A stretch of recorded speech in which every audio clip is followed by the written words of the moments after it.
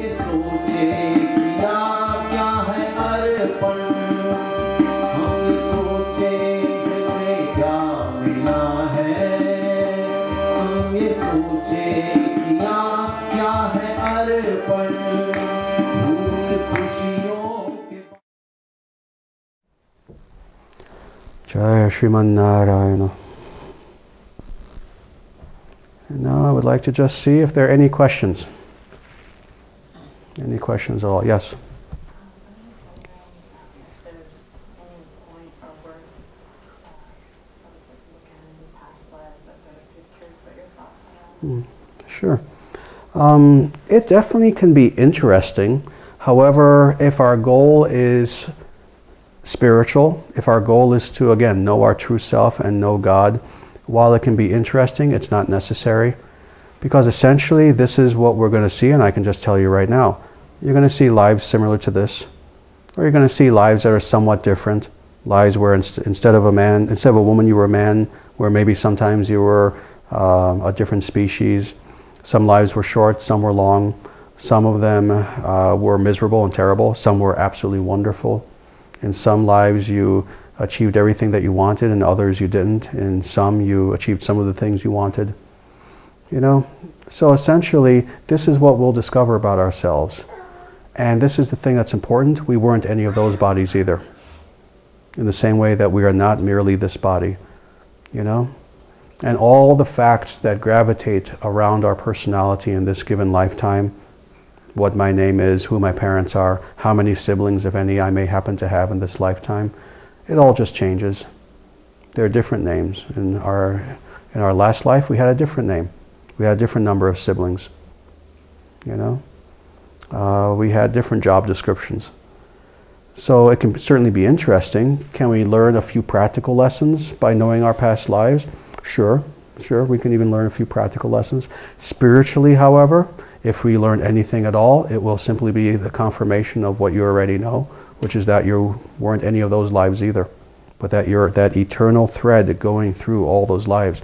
In the same way that you can envision that there's a necklace, and on the necklace there are pearls, and each of those pearls represents a lifetime. You're the thread. You're the thread. And that's what's important. If you know you're the thread, does it really matter if there were 100 pearls on the thread versus 50 versus 70? You know, you're the thread, you're not the pearls. Does that make sense? Yeah. Very nice. So, any other questions? Consciousness is pure and complete, but our illusion or ignorance prevents us from understanding that truth. But for a newborn child, what's the state of that consciousness, and at what stage probably the human being starts getting the ignorance? Oh, it starts before any given birth. Yeah, it starts before any particular given birth. In fact, the very fact that we have had birth in this material world shows that we already are in illusion. Yeah, the illusion begins beyond time, actually. It begins beyond time. Essentially, we are eternal beings. You know, what it means to be eternal is not just that we'll never die, but we have always existed. It's an amazing thing to even contemplate. We literally have always existed. There was never a time when we did not exist. We don't have the memory of that. That's fine. Our perception is warped now. You know, we can't perceive anything. We can't perceive our own self. So the fact that we can't remember, you know, speaking of past lives, some people will sometimes say, "Oh, why can't I remember a past life?" You know, of course you can't perceive past lives. You can't even perceive that you're a soul. So we have always existed. Now, at one point, we were not in illusion. At one point, we were indeed in the spiritual realm. However, what happens is in this timeless state, at a certain point, choice arises. Choice arises. The reason why is because individuation as an individual consciousness arises. At this point, of course, we want to explore all of our potentialities. We have two choices at this point. This is before we fall into the material world. We have the ability to explore our potential in a natural way, a spiritual way, in accordance with who we truly are spiritually. And that means to explore all of our potential in connection with God. Or we can explore our potential in an artificial way by creating an artificial sense of self. You know? When we do that, the second, that's when the beginnings of ego start. That's when the very beginning of ego starts. The moment that that happens, then immediately we are within the realm of time and space. We are within this material world.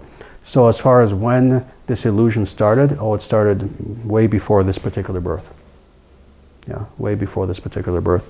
And truthfully, as far as children, we know that Prahlad, we know that Shukadeva Goswami, we know that there have been children who have been born enlightened. Who were born enlightened.